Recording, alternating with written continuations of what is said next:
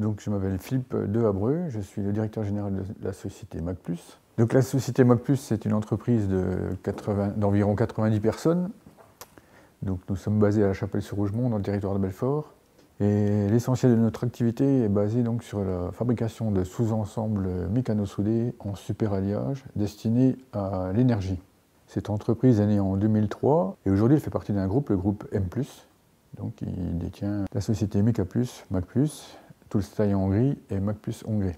Donc c'est 270 personnes au niveau du groupe. Je me présente, je m'appelle Jean-François Deloy, je suis médecin collaborateur à l'OBSAT. Je suis en relation avec Mac+ depuis environ 18 mois, 2 ans. Et là, j'ai eu un accueil vraiment très chaleureux où les échanges ont été vraiment fructifiants, tant avec la DRH qu'avec donc le directeur de l'entreprise, qui a bien compris le but du service interentreprise ainsi que les moyens qu'on pouvait mettre en œuvre quant à l'aide que l'on pouvait apporter donc à la société.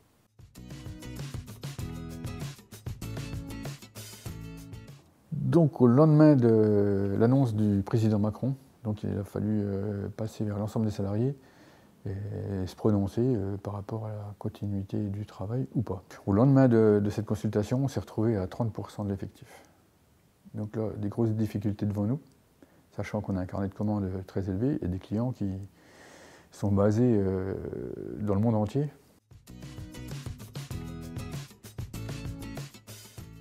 On avait un peu anticipé, hein, on sentait le coup venir, donc on avait commandé tout ce qui était gel. On avait suffisamment de masques en stock puisque notre activité nous permet de mettre des masques hein, pour éviter d'absorber trop de poussière.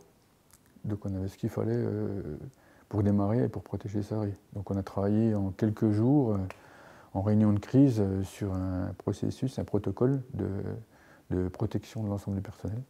Une fois qu'on a élaboré ce document, on a réuni un CSE extraordinaire avec les représentants du personnel qui étaient encore eux présents, hein, donc il y en avait 2 ou 3. Et en visio avec le médecin du travail, donc Jean-François Deloy, que je remercie vivement car il a été d'un grand secours. À la lecture de ce document, donc, il nous a félicité sur la mise en place du protocole, donc il l'a validé avec les élus. Et c'est ce qui nous a permis de continuer donc, pendant ces 2 premières semaines. Les bonnes pratiques se sont mises en place, donc à l'issue de ces 2 semaines, j'ai contacté tout l'ensemble du personnel et on s'est retrouvé donc le lundi suivant avec 80% du personnel présent pour être sûr que toutes les consignes s'appliquent, que les gens respectent bien tout ce qu'on avait écrit, hein, l'entrée, le lavage des mains, le port du masque, la population qui doit être limitée dans les vestiaires, on avait limité à 4 personnes. Donc une régulation, il fallait être 2 en permanence et ça a duré jusqu'à fin mai. Hein. Et du coup, les bonnes pratiques sont restées, donc les gens nettoient bien leur poste au départ, le nettoient au changement de poste, continuent à se laver les mains, à porter le masque, et on a mis en place dans toute l'usine.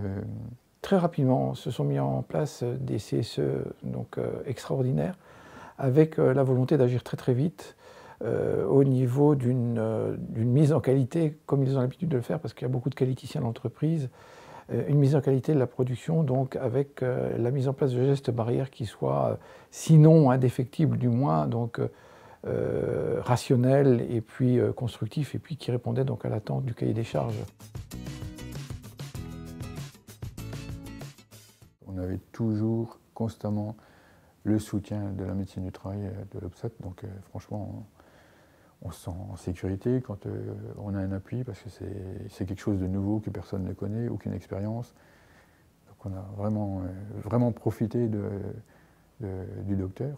Aujourd'hui, ben, on a de super rapports, on continue à travailler ensemble sur des cas qui sont assez difficiles, où il faut mettre en place des actions particulières. Donc on continue à protéger l'ensemble des salariés. Alors on le fait du mieux qu'on peut, et toujours en partenariat donc, avec le docteur Jean-François Deloy. Ça s'est passé en plusieurs fois, c'est ce qui, je pense, a été aussi un des ferments de la continuité des bonnes relations qui ont été les nôtres avec la société. Je pense que ça a été presque un exemple dans la mesure où ces actions, donc, comme je disais, étaient interprétées avec le regard de qualiticiens, de personnes excessivement précises, avec le recul quand même humain de la possibilité de mettre en pratique certaines mesures, mais également avec la volonté de faire bien tout de suite. D'où la multiplication des CSE auxquels j'ai assisté, parce que tous ont été constructifs, tous repartaient sur une base antérieurement qui était définie.